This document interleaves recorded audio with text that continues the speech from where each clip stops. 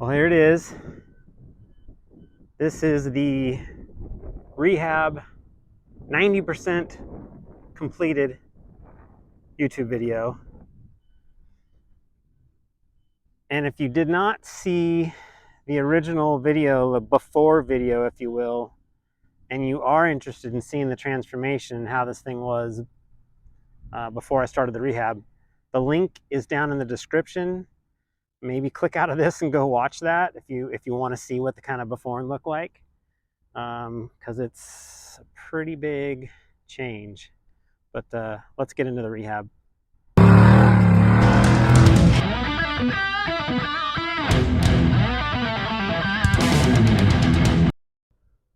This is hands down the most extensive rehab I've ever done. It's probably in about tied with expensive compared to a couple other trucks. But yeah, the amount that we got into this was way more than we bargained for.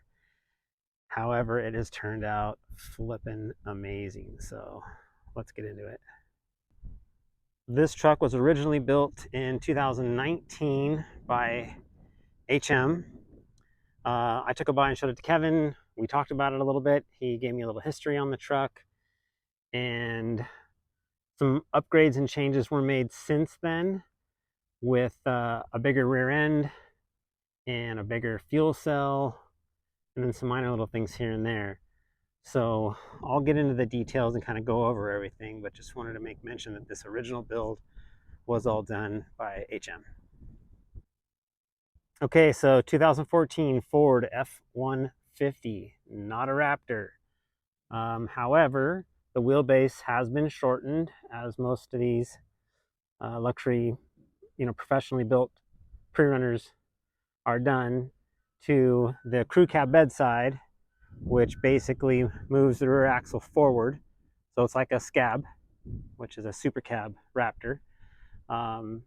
So that is why a lot of people probably just immediately think it might be a Raptor, but this is just an F-150 shortened wheelbase. And this model has a factory 5.0 Coyote motor, which I'm very, very impressed with. Stock transmission, and the rest is fully modified. So let's get into all of the details. As I go through this, I'm going to highlight what we did on the rehab at the same time that I am highlighting and discussing all of the details of the original build. So let's just start here at the front. Bumper, these were not capped, and it bugged me. It was just an open hole, kind of seemed unfinished. Skid plate had funky cuts and funky corners, so we made a new one. Probably the single biggest upgrade to the front end is this box that we fabricated. This was something that's a weak point in all of these F-150s and Raptors, where this ear hits rocks, bends, breaks, cracks, and so on.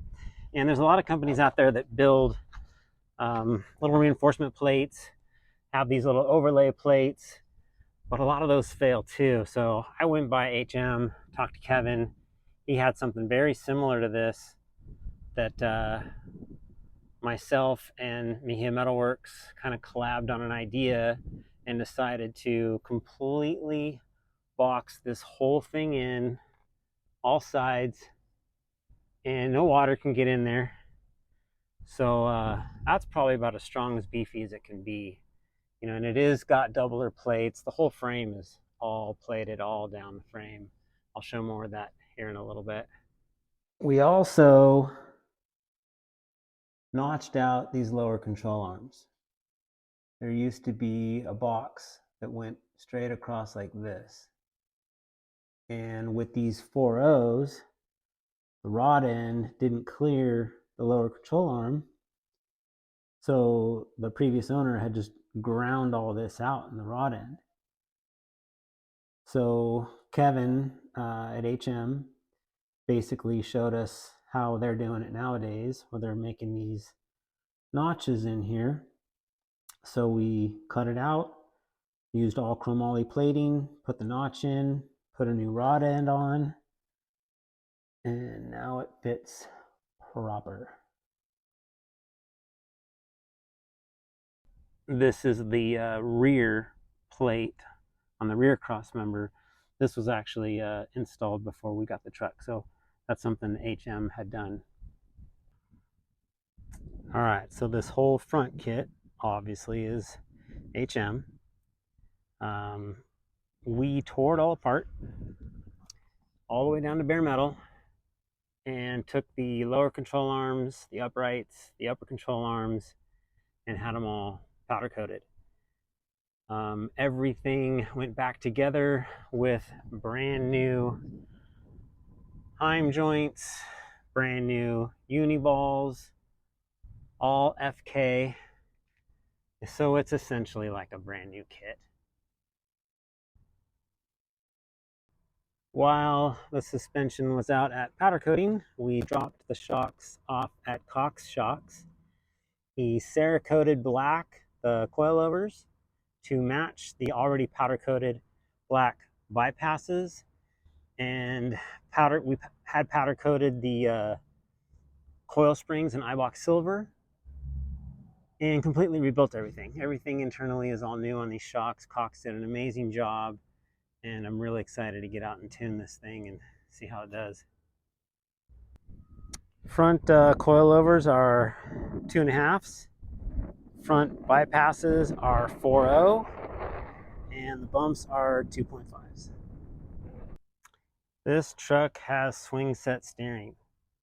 If you don't know what that is, there is a link down in the description to a video that I did explaining what swing steering is and how it works. So maybe go check that out. It's pretty rad. Much stronger than a steering rack, and way better drivability. As mentioned in that swing set steering video that I posted, all of the steering came apart. These swingers, the bushings, all replaced. Everything was either painted or powder coated. All new components. I mean, the truck was completely torn down to bare chassis, and when everything was put back together, it was, for the most part, all new components and all new hardware. During the rehab, we did remove the steering box and sent it out to Meanworks in Phoenix, Arizona. Had it completely rebuilt and gone through, and given his seal of approval. So it's nice and super tight. Another difficult thing to get on camera, but it does have a hydraulic power steering assist. More on that in that other swing set steering video, link down in description. Secondary skid plate on the bottom for protection. We're going to do a independent video about these hub adapters, not to be confused with wheel adapters. These are a hub adapter. The truck came 6 on 135 in the front, 6 on 6.5 in the back, because it's got a big rear axle with 3 1/4 bearings. And it's kind of quite common that a lot of these Raptor F150 guys will end up with mismatched wheels and lug patterns. So there was one spare for the rear and there was one spare for the front. That just drove me nuts. I don't know. I'm just super anal OCD. So the guys over at KL Fab built these custom billet hub adapters. You can kind of see the ear that is mounted to the rotor that converted this front end of this lug pattern to 6 on 6.5. So now it's trophy truck lug pattern front and rear, and all my wheels and tires match. And yeah, you got to check out KLFab if you have one of these and you're thinking about stepping up your rear end and you want the front to match. I also thought it's worth mentioning this is the first truck that I've had that actually has a center cap or hubcap that matches front and rear. There's usually almost always one on the back of most of these full floaters. Well, it doesn't seem to matter, but never up front. So the fact that I got those billet adapters done from KLFab and they made the mounting possible, I match front and rear. Fiberglass. This is McNeil. And one thing I want to emphasize, I think I brought this up with Carnage back in 2019, that red Raptor that I had. Mark McNeil, when he designed this glass, you have to really take a look at this front end and how it swoops down and how low this area is compared to a stock Gen 2 Raptor. This is so much meaner and cleaner looking. I think your average person is probably like, what are you talking about? They all look the same. No, they don't. You really got to look at them. I love the Gen 2 Raptor look. I love the headlights. I love the grill, everything about them. But Mark just knocked it out of the park on this. And I've told him this before, but I just wanted to share it with you guys. This is a one-piece front end with a tilt on it. So you can access everything. You can open it up all by yourself and it supports itself. And pretty easy to manage. Under the hood is a factory 5.0 Coyote motor, and it is all bone stock. Has a K&N cold air intake with a big nice filter.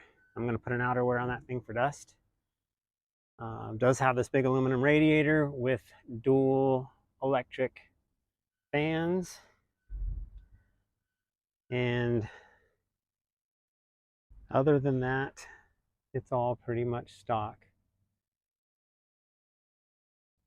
Engine cage is properly tied in through the firewall to the A-pillar and the dash bar of the cab cage. This is overlooked on a lot of trucks, and it's a big pet peeve of mine, but it comes down, ties into the towers, ties into the frame.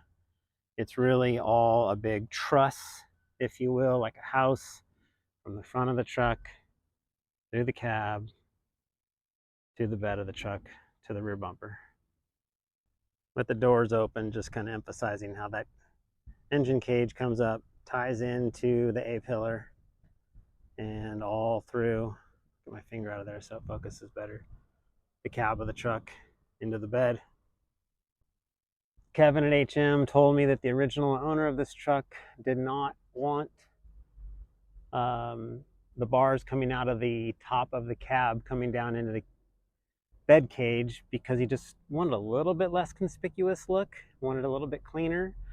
Well, by the time you get these spares on there in this big ass truck, that probably didn't work so well. But structurally, Kevin said they extra reinforced the frame. I will show you that here in a little bit.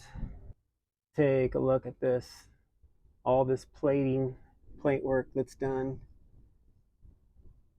under the cab on the inside, in addition to the outside.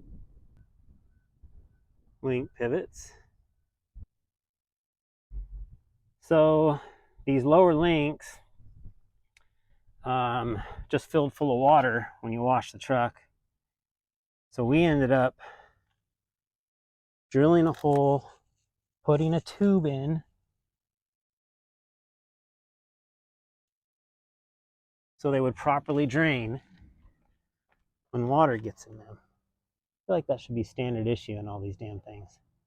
But because of the tubing, and we welded it top and bottom, and didn't lose any structural strength, and water now runs out of there when we wash the truck. Mejia Metalworks built these taillight mounts. This glass did not come with a register to mount the taillight. So we needed something to do these taillight mounts and give some rigidity here, and mounted it to the bed support. So this thing is, I mean, super, super rock solid. Another one of my pet peeves is not losing taillights down Sand Highway. So these are dialed. I was going to do your standard third brake light housing with chase lights in it and the antenna mount, but it has an antenna mount on the roof, and it's really nicely mounted and all ran through the custom headliner. So I decided to leave that there and mount two S2s to this back panel for my chase lights, and I actually really, really like it. After experimenting with LP6s, LP9s, XL80s, and all these light bars, I've been over lighting everything, and they just wash each other out. A 30-inch light bar is pretty darn good for what a truck like this is, for the most part, intended to do. We have thought about adding one more 30-inch there, maybe an amber. Day one, when I bought the truck, the fuel filler was in this hole. And you put the fuel pump in and you go to give it gas, pun intended, and on the slowest setting, it would back up and click and back up and click. No matter what direction, how I twisted it, what I did, it almost took me half an hour to put gas in this thing. So whoever put this fuel cell in had a 90 right here, and then there was almost another 90 at the other end of it going into the fuel cell. It just didn't flow well. So yeah, they probably didn't fix it because it's a pain in the ass. So we ended up doing a whole new fitting down there on the bottom and making this mount. This is Mejia Metalworks. Alan did this stuff. So now we got some good fall and proper flow. And I like to add these clear windows so that you can see when the gas is starting to fill up and not have it burp out on you at the pump. The tie down points for the Y straps were a little wonky, so we redid them. These are from Armada, and now they're symmetrical and tied down properly. So the rear end is a Fusion housing, 4-inch diameter, all TIG welded, chromoly, 10-inch, 36 spline jumbo axles, 5.0 gears, JMAR hubs, 3 1/4 hubs, and big JMAR brakes. This is all off of memory. Hopefully I didn't forget anything. It's a spool, and I'd say it's pretty much a brick shit house. I don't think I'm gonna break this thing. It's kind of my pride and joy of the truck, because when I bought the truck, I had no idea what I was getting. The guy that I bought it from was kind of brokering the deal. He didn't know what it was internally. We had to tear it apart to figure it all out. So in the rehab process of this rear end, we added these Armada rings, which I've done in a couple trucks now. And it makes it so you're not putting an axle strap over the axle. You're not putting your brake lines in a position to be possibly damaged. You literally just hook the hook. And I love them. I'd like to have those on every truck from here on out. So that was a big upgrade just for convenience for me. Another thing was there was no drain plug. And the only way you could get the oil out to service the rear end would be to put something in and suck it out, or take the third member out. And I don't know, I kind of want to start doing my own service and stuff at the house and not tear things apart. I'd like to make sure all the oil's out. So I had Alan Mejia TIG weld in a bung and put in a drain plug. He builds housings, by the way, so this was easy for him. And now we can service it properly. While the rear end was out, we completely tore it apart, pulled the axles out, took measurements on them just so I had them for records, reinstalled it all with brand new seals, brand new hub bearings, of course all new fluid. So essentially everything's just all freshened up and new in the rear end. Rear housing is all painted in black Steelite. We contrasted the third member in gray Steelite. The whole back half was completely stripped to tubing and all painted in Steelite. Links are obviously in gray. This is also Steelite. Probably goes without saying, but they are 5/8 studs front and rear.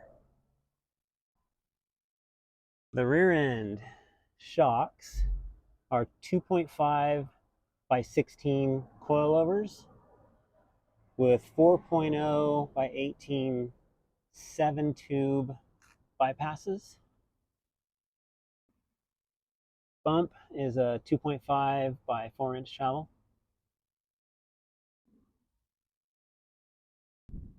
And the rear, of course, got the full Cox shocks treatment that the front did with rebuilds, repowder coated the coil springs, and Cerakoted the shocks, coilover shocks. And the little details like this to get these things looking clean. So here's a shot up under the skirt. Both rear remote reservoirs are mounted down here. 2 CBR transmission coolers. These are thermostatically controlled. They kick on when the transmission gets to a certain temperature. Super nice muffler mount. It is super stout. But yeah, I didn't get down here and detail and clean this too much, but you kind of get the idea. From front to back, all of the frame and chassis has been painted. It's got Willwood super lights up front. This is what they recommended for this application. And hard to see, but big giant JMRs in the rear. Tires are 40-inch KR3s. They're 40, 12, 50, 17 on 17 by 9, negative 12 KMC forged mesas. This is probably my favorite, absolute favorite wheel and tire combo. Let's get into the interior. Yeah, there's nothing like being in a big, capable, badass Prerunner with the windows up and the air conditioning on. Let's check out this interior. For the most part, this is the way I got it, except I swapped out to these seats. It had some really flat, very unbolstered seats in it that weren't at all up to par with what this truck is and what it's capable of. So these are PRP Podium Elites. I did the gray suede down the middle. I did the black carbon fiber. Just basically everything to kind of tie it in with the theme and the colors of the interior. MPI steering wheel. It's got the chase horn and sirens. Brake proportioning, which is accessible by the driver, is kind of cool.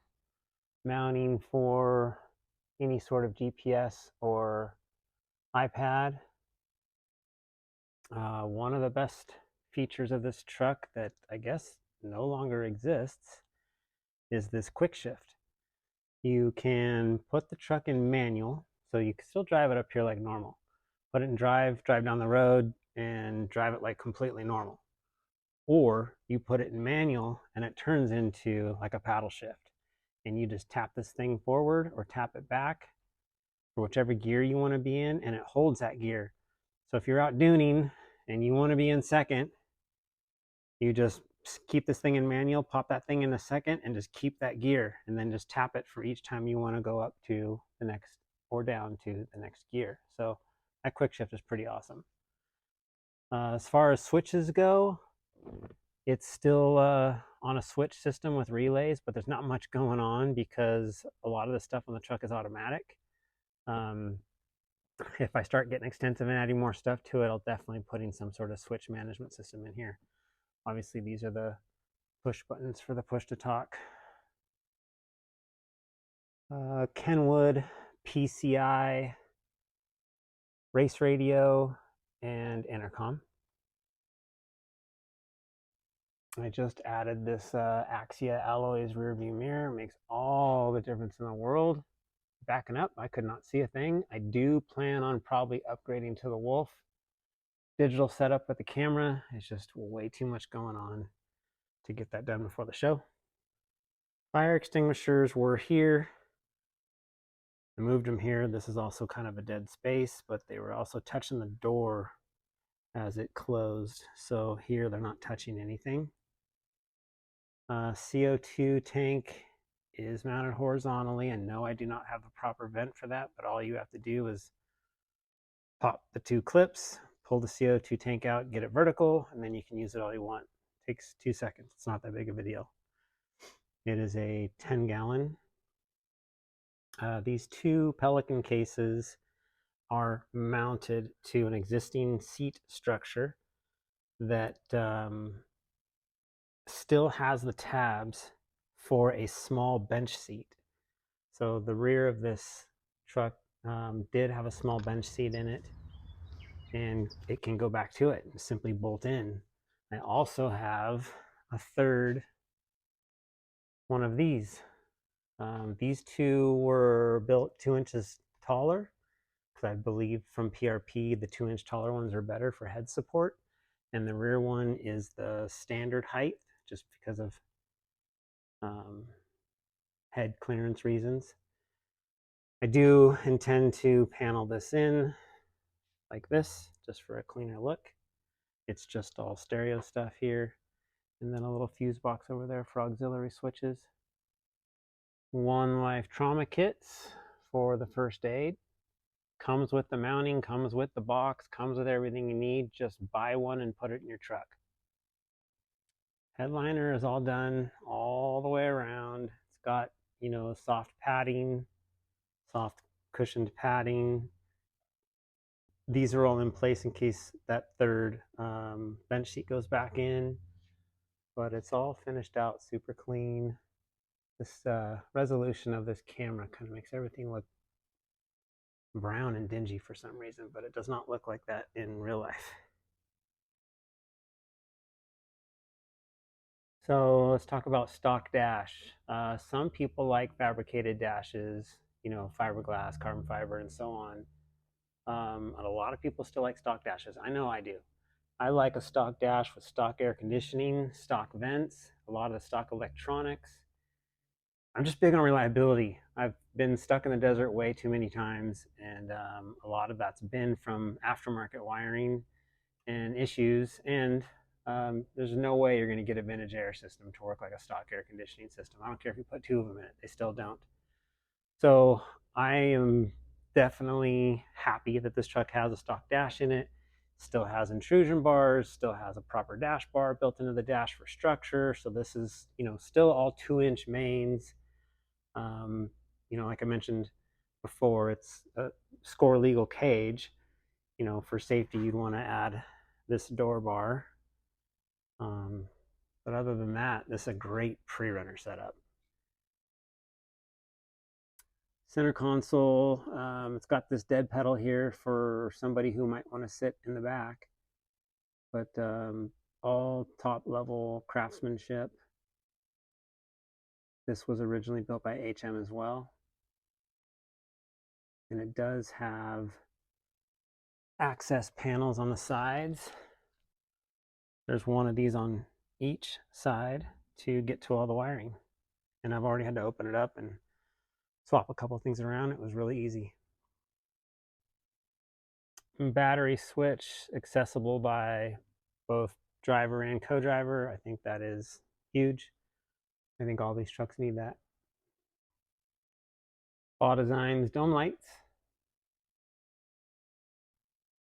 Contrary to how I mounted these boxes in the past, usually with ratchet straps, by having them actually mounted, you can open and close them like you're supposed to with the latches.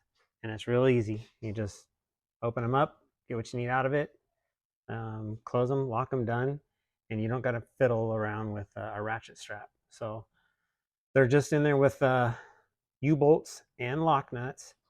So they are removable in case I want to put a seat back here. But this is, for the most part, how my wife and I like to have the setup, because we don't usually take passengers anyways. Both the passenger and driver are on sliders. Seems silly to mention, but cup holders are huge. Have you ever been in a truck without cup holders? You'd have nowhere to put your cup, your drink, your water bottle, nothing. It's a pain in the ass.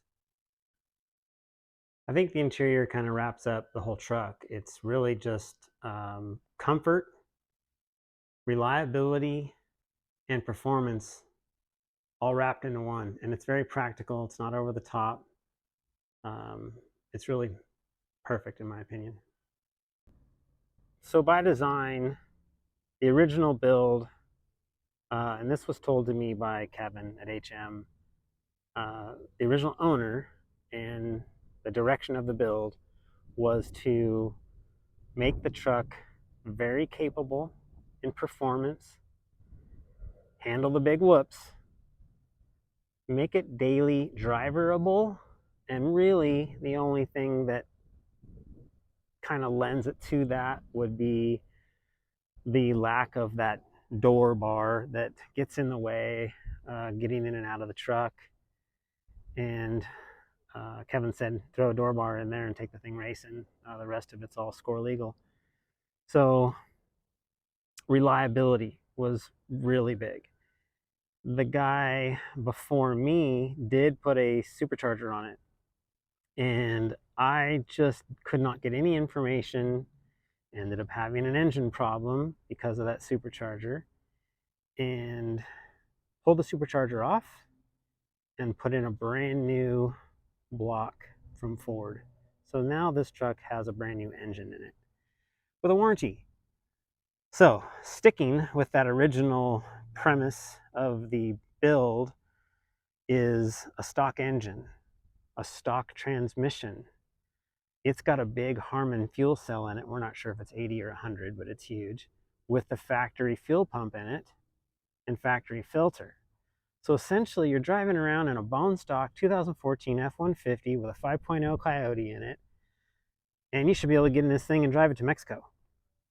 So the fact that it's got long travel suspension, this big giant bulletproof rear end in it, heck, that stuff's more reliable than a stock truck.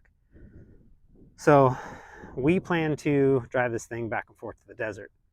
And I do have a trailer, and there will be trips that I will trailer it, but there will be plenty day trips where I will be putting miles on this thing on the freeway, because it goes down the road straight as an arrow, 80 miles an hour, no steering wheel shake.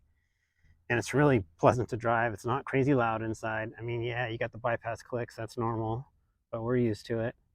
So reliability, performance, and functionality, I think were key in this original design, and I've kind of kept that with this Rehab'd, because those are my biggest factors when it comes to an off-road truck. All right, before you scroll away, please take a second to like this video, motivate me to keep doing these things, and follow our channel. Thanks for watching, everybody.